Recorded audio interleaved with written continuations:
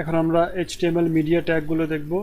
আপনি কিভাবে একটা ওয়েবসাইটের মধ্যে অডিও ফাইল বা ভিডিও ফাইল অ্যাড করতে পারেন সেটা আমরা দেখব। তো শুরুতে আমরা অডিও ফাইল দেখি। অডিও ফাইল অ্যাড করার জন্য আপনাকে অডিও ট্যাগ ইউজ করতে হবে।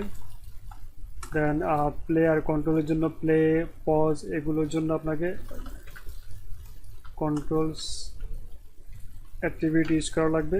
তারপর অডিও ট্যাগের মাঝখানে আপনি সোর্স ট্যাগ ইউজ করবেন, সোর্স, দেন এসআরসি, এবং আপনার ফাইলটার কোথায় আছে সেই ডিরেক্টরিতে এখানে লিখবেন। যেহেতু আমার সেম ডিরেক্টরিতে আগে থেকে একটা অডিও ফাইল ডাউনলোড করা আছে, আমি শুধু ফাইলটার নাম লিখলেই হবে।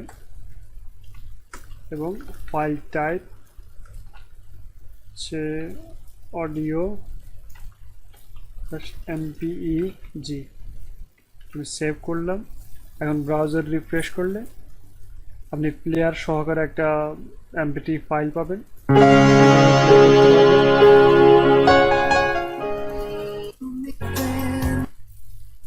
এখন আমরা ভিডিও ফাইল দেখব।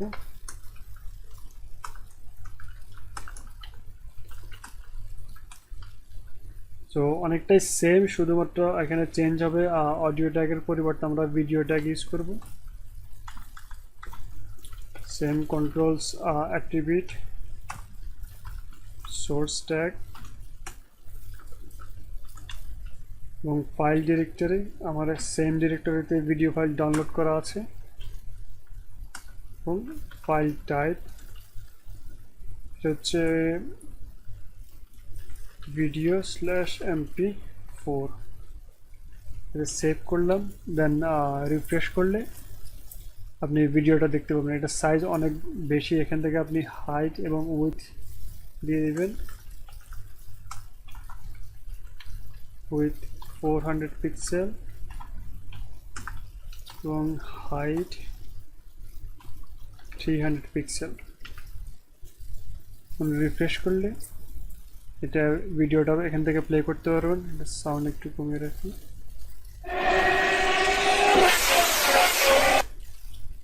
ভিডিও ট্যাগের মধ্যে আরেকটা অ্যাট্রিবিউট আছে, সেটা হচ্ছে অটোপ্লে।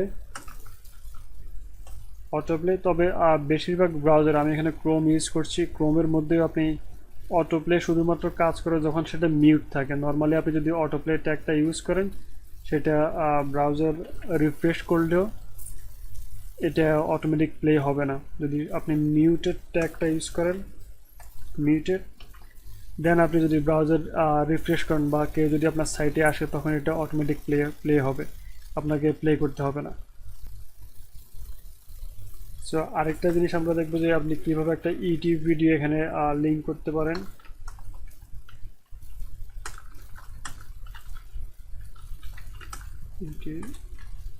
সেজন্য আইফ্রেম ট্যাগটা ইউজ করা হয়। আইফ্রেম সোর্স, সো আইফ্রেমের সোর্স অ্যাট্রিবিউটের মধ্যে আপনি যে কোনো একটা ইউটিউব ভিডিওর লিঙ্ক এখানে দিবেন। আমি একটা লিঙ্ক কপি করে নিন, সেটা এখানে পেস্ট করলাম, সরি।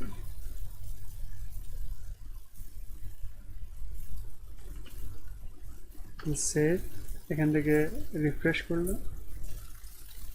দেন এখানে একটা ইউটিউব ভিডিও আসছে, এখান থেকে আপনি সেটা প্লে করতে পারেন।